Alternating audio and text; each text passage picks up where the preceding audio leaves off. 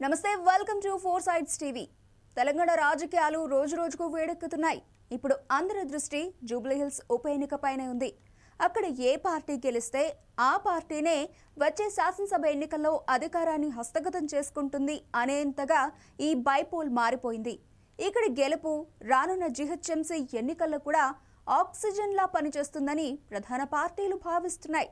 దీంతో జూబ్లీహిల్స్ ఉప ఎన్నికలో గెలుపు అనేది ఆయా పార్టీలకు జీవన్మరణ సమస్యగా మారింది. తెలంగాణ రాజకీయాలు అనూహ్య మలుపులు తిరుగుతున్నాయనే చెప్పొచ్చు. ఎవరూ ఊహించని విధంగా ట్విస్ట్లు కనిపిస్తున్నాయి. చివరి వరకు బరిలో ఉన్న నేతలు కూడా సడన్ గా సైడ్ అయిపోతున్నారు. హై వోల్టేజ్ పాలిటిక్స్ ను తట్టుకొని నిలబడలేకపోతున్నారు. సామధాన దండోపాయాలను ప్రదర్శిస్తున్నప్పటికీ చివరకు షాక్లిచ్చి వెళ్లిపోతున్నారు.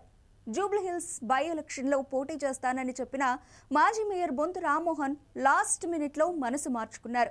తాను జూబ్లీహిల్స్ ఉప ఎన్నిక నుంచి పోటీ నుంచి తప్పుకుంటున్నట్టు ప్రకటించారు. దీంతో అందరూ అవాక్కైపోయారు. ఇక రేస్లో ఉంది ఒకే ఒక్కడు, ఆయనే నవీన్ యాదవ్. సీఎం రేవంత్ రెడ్డికి నమ్మిన బంటు. కావాలనే బొంతు రామ్మోహన్ తప్పించారా అనే అనుమానాలు వ్యక్తమవుతున్నాయి. ఇప్పటికే ఆ నియోజకవర్గంలో పోటీ చేయాలని భావించిన అజారుద్దీన్ కు ఎమ్మెల్సీ పదవి ఆశ చూపించి తప్పించారు. కాకపోతే ఇప్పుడు బొంతు రామ్మోహన్ కు ఎలాంటి పదవి ఆఫర్ ఇచ్చి బరిలో నుంచి నిష్క్రమించేలా చేశారనే విషయం మాత్రం బయటకు రావడం లేదు. ఇకపోతే మొదటి నుంచి జూబ్లీహిల్స్ ఉప ఎన్నిక బరిలో పోటీ చేసేందుకు కాంగ్రెస్ నుంచి చాలా మంది ఆశావహులు పోటీ పడ్డారు. ఢిల్లీ వెళ్లి పార్టీ పెద్దలను కలిసి కర్చీఫ్ వేసుకుని వచ్చారు. ఈ క్రమంలోనే అభ్యర్థుల ఎంపికపై కమిటీని వేసి అభ్యర్థుల జాబితాను రెడీ చేసి హైకమాండ్కు పంపించారు. అందులో మెయిన్గా నవీన్ యాదవ్, బొంతు రామ్మోహన్ పేర్లు వినిపించాయి. ఇప్పుడు మాజీ మేయర్ తప్పుకోవడం అనేది హస్తం పార్టీలో కలకలం రేపుతోంది. అసలు ఏం జరిగింది? తెర వెనుక మంత్రాంగం ఏమైనా నడిచిందా అనే అనుమానాలు కలుగుతున్నాయి.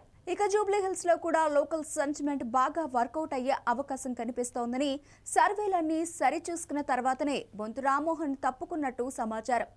ఇక నవీన్ యాదవ్ కు లైన్ క్లియర్ అయినట్టే అని చెప్పాలి. కానీ ఆయనపై క్రిమినల్ కేసు నమోదవడం కలకలం రేపుతోంది. నవీన్ యాదవ్ ఈ నెల 4న యూసఫ్గూడలో ఎన్నికల రూల్స్ ను బ్రేక్ చేస్తూ ఓటర్ కార్డులను పంపిణీ చేశారన్న ఆరోపణలపై ఎన్నికల సంఘం సీరియస్ అయింది. జూబ్లీహిల్స్ ఎన్నికల అధికారి రజనీకాంత్ రెడ్డి ఫిర్యాదు మేరకు మధురానగర్ పోలీసులు నవీన్ యాదవ్ పై బిఎన్ఎస్ సెక్షన్లతో పాటు ప్రజాప్రాతినిధ్య చట్టం కింద కేసు నమోదు చేశారు.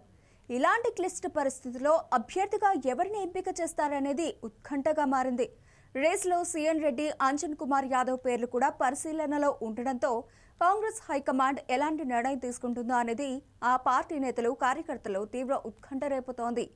ఈ ఉప ఎన్నిక అనేది ప్రధాన పార్టీలైన కాంగ్రెస్, బీఆర్ఎస్, బీజేపీలకు చావో రేవో అన్నట్టుగా మారాయి.